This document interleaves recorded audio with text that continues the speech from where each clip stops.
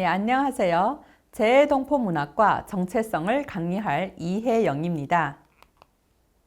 네, 지난 주차에서 우리는 문혁 이전인 1960년대 초반에 창작된 리근전의 범바이를 중심으로 1960년대 혁명서사와 조선족의 국가적 정체성의 문제를 살펴보았습니다. 네, 이번 주차에서는 1980년대 조선족의 수많은 혁명서사 중 가장 뚜렷하게 조선족의 역사를 반영한 작품, 즉 해방전쟁 서사의 대표작 윤일산의 퍼효하는 목단강과 이민서사의 대표작 리근전의 장편소설 고난의 연대를 중심으로 1980년대 조선족의 정체성 문제를 살펴보도록 하겠습니다. 네, 이번 차시에서는 1980년대 조선족 문단과 혁명서사의 대거 출현, 그리고 1960, 70년대 중조 관계와 조선족의 국민적 정체성의 문제에 대해서 일단 고찰해 보도록 하겠습니다. 그러니까 80년대 혁명서사가 조선족 문단에 대거 나타나게 된 배경을 고찰하는 그런 부분이 되도록 하겠습니다. 중국 조선족 문학사는 통상 1980년대를 개혁개방의 시대, 다원화의 시대, 탈이념의 시대로 소술하고 있으며 1980년대 조선족 문학의 주요 경향을 정치적 동란의 시대였던 문화대 혁명 시기의 결속을 위한 상처문학과 반성문학의 대두, 개혁개방 시대를 맞아 문학과 정치의 이론론에서 벗어나기 위한 탈이념과 일상성의 확대 등으로 소술하고 있습니다. 그런데 1980년대의 조선족 문학사에는 이러한 문학사의 일반론적인 서술로는 담아내기 어려운 특이한 현상이 나타나는데 그것은 문학과 정치 이론론의 시대, 즉 과거 시대의 유물로 되어버린 혁명서사가 집중적으로 대거 나타난 것입니다. 특히 1980년대의 조선족의 혁명서사는 중국 건국 초기였던 1950, 60년대의 혁명서사와는 비길 수 없을 정도로 양적으로 방대하게 창작되며 제재 역시 이민서사, 국내 혁명시기 서사, 항일서사, 국내 해방전쟁 서사 등 조선족 역사 전체를 아우르고 있고 장르는 장편소설과 장편서사시 등을 아우르고 있습니다. 무려 15편에 이르는 장편소설이라는 수적으로 방대한 혁명서사의 집중적인 출현은 모종의 의미에서는 개혁개방의 시대라는 1980년대의 공적인 수사를 무색하게 할 지경입니다. 그러나 지금까지의 조선족 문학사는 개혁개방의 시대라는 공적인 수사에 치우침으로 그러한 문단의 영류 현상에 대해서는 별로 주목하지 않고 있었습니다. 따라서 1980년대 조선족 문단을 압도하는 혁명서사에 대한 연구는 매우 소략하게 이루어졌으며 대체로 문혁이라는 정치적 동란의 와중에 형성된 중앙의 눈치 보기의 관성으로 인한 산물 내지 중앙의 개혁개방 시책에 대한 때늦은 이해로 인한 시대 역행의 산물로 인식되었으며 조선족 문단의 본격적이고 전면적인 중국화의 한 현상으로 인식되었습니다. 이와 유사한 맥락에서 유사 건국 서사 다시 쓰기 내지 중국 공산당의 영도 아래를 다시 쓰기 한 것으로 평가되기도 하였습니다. 하지만 위에서 말씀드렸다시피 1980년대 혁명 서사는 건국 초기였던 1950, 1960년대에 비해서 양적으로 방대할 뿐만 아니라 중국 경내에서 이루어졌던 조선족의 혁명투쟁사 전체에 걸쳐 이루어지고 있으며 특히 그동안 망각 내지 기피되어 왔던 청산리 전투, 봉오동 전투 등 민족주의자들에 의한 독립투쟁도 기억하고 복원해내고 있습니다. 또한 1950, 60년대 혁명서사에서는 드러나지 않았던 조선족의 민족적, 역사적 특수성이 그 모습을 드러내고 있습니다. 그 일례로 리근전의 장편소설 범바이의 창작과 개작의 경우를 살필 수도 있겠습니다. 이 부분은 실은 앞부분에서 잠깐 말씀을 드렸죠. 그러니까 1962년 출간된 범바이의 초판본과 86년에 출간된 범바이의 이제 수정판에서 나타나는 그런 양자택일과 삼자택일의 문제의 차이에 대해서는 앞절에서 상세히 다루었기 때문에 더 반복하지는 않겠습니다. 이러한 차이, 특히 1962년 판에 비해 1986년 판에서 대폭적으로 확장된 어떤 이제 민족적인 특수성에 대한 그런 부분은 모종의 의미에서는 민족의식의 확장으로도 볼 수 있을 것입니다. 특히 1986년에 발표된 윤일산의 포효하는 목단강은 중국에 잔류하여 중국 공민이 된 조선족과 한반도로, 특히 한반도 남쪽으로 귀환한 만주 귀환 동포 모두에게 망각과 깊이 은폐의 대상이 되었던 일제의 토지 수용령의 문제를 재현해내고 있습니다. 그러나 기존의 연구들에서는 이러한 민족의식의 확장 내지 잊혀져 버린 민족사의 재기억 혹은 고백 및 역사적 지평의 확장에 대한 구체적인 검토를 결려한 채 그리고 1980년대 혁명서사에 대한 본격적이고 상세한 검토를 결려한 채 조선족 문학의 전면적인 중국화 등 자의적인 결론에 이르고 있으며 1980년대 혁명서사의 중요성에 대해서 인식하지 못하고 있었습니다. 네, 이번 주차에서는 바로 이러한 맥락에서 출발하여 문혁을 사이에 두고 재호출된 1980년대의 혁명서사가 1950, 60년대와는 어떤 변별성을 갖고 있는지 살펴보고자 합니다. 주로 은폐된 기억의 호출, 과거 고백의 방식과 민족의식 확장의 내적 논리 등을 중심으로 이러한 1980년대 혁명서사의 목표가 무엇인지, 과연 그것이 조선족 문학의 전면적인 중국화 내지 중국 공산당의 영도 아래를 다시 쓰기 한 것인지에 대해 재고해 보고자 합니다.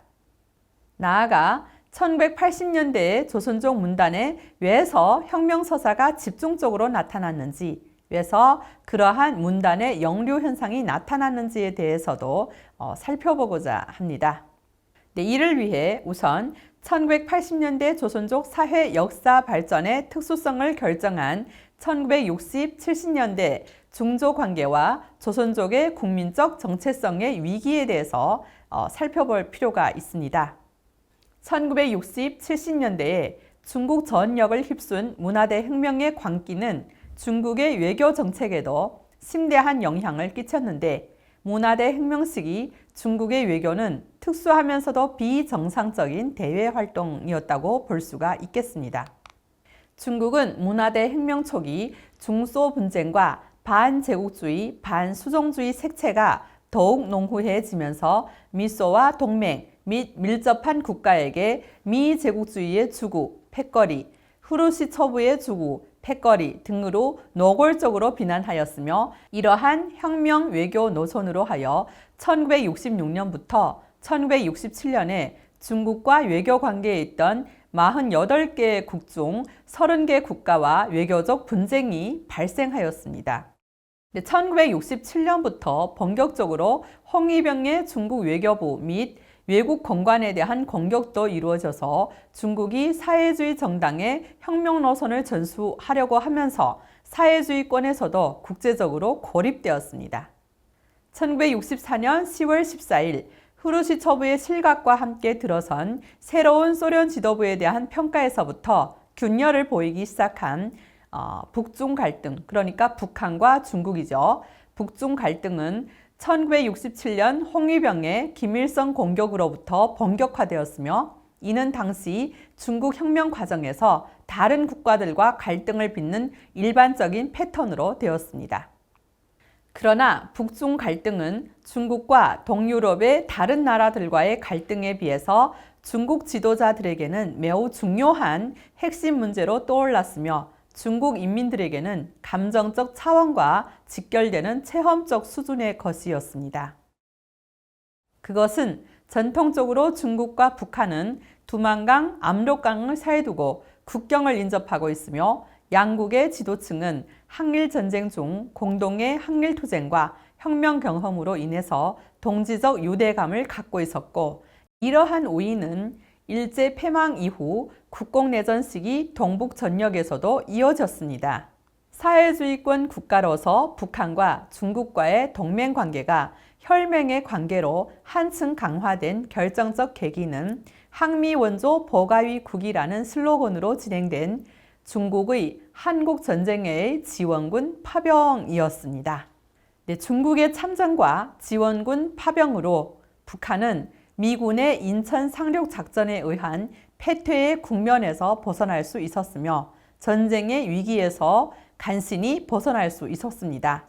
중국 역시 한국전쟁의 지원군 파병으로 막대한 희생과 피해 대가를 치렀는데 그 대표적인 신뢰로 중국인민지원군 지휘부의 러시아어 통역 및 참모로 참전했던 모태동 주석의 큰아들, 실제적으로는 모태동 주석의 후계자였죠.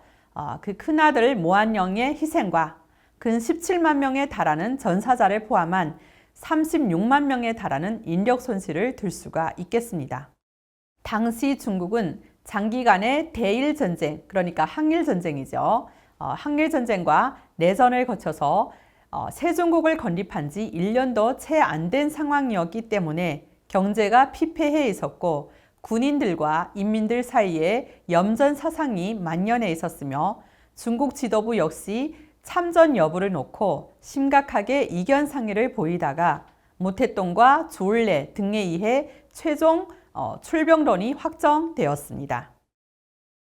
중국 지도부는 항미원조 보가이국, 즉 자기의 집을 지키기 위해 항미원조 전쟁에 용약 참가하여야 하며 나라 없이 집이 없다는 전쟁 동원의 논리로 전국 각계 각층 인민들과 애국 공약 등을 맺어가며 인민들을 광범위하게 한국전쟁에 동원하였고 한국전쟁은 사회주의 형제국가 북한을 돕는 것이자 자기의 가족과 나아가 세종국을 보유하기 위한 것이라는 담론을 만들어 나갔습니다. 그러므로 항미원조, 즉 한국전쟁은 막바로 중국인민 전체의 전쟁이 되기도 했으며 중국인민들은 한국전쟁에 대한 참전을 사회주의 형제국가의 지원이나 혹은 북중 간의 특별한 혈맹적 동지 관계로 기억하고 있었습니다. 이처럼 북한과 중국의 관계는 중국인들에게는 중국과 기타 동구권 사회주의 국가 간의 관계에 비해 훨씬 실감나는 체험적 수준의 것이었습니다. 그것은 또한 혁명을 수입하고 지도받고 일방적으로 도움을 받기만 했던 수직 상하 관계로 인지되었던 사회주의 대국 소련과의 관계에도 다른 차원의 것이었습니다. 그것은 상호 지원 내지 북한에 큰 도움을 주었다는 측면이 강하게 작동하는 것이었습니다. 특히 북한과 중국의 관계는 사회주의 대국 소련과의 분쟁 중이라는 당시 중국으로서는 최대의 위기 상황 중에서 매우 중대한 변수로 작용했기 때문에 중국 지도층의 비상한 관심을 끌지 않을 수 없었습니다.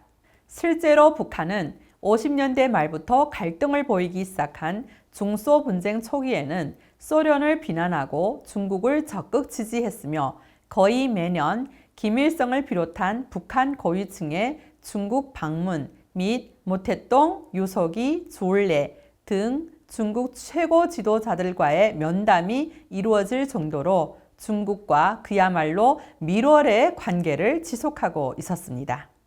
중국 지도부는 중소 분쟁이 격화되는 가운데 적극적으로 친중국 노선을 걷고 있던 북한을 배려하여 1962년 10월 12일과 1964년 3월 20일에 각각 체결된 중조 국경조약과 중조 변계 이정서에서 북한에 상당히 많은 양보를 하게 됩니다.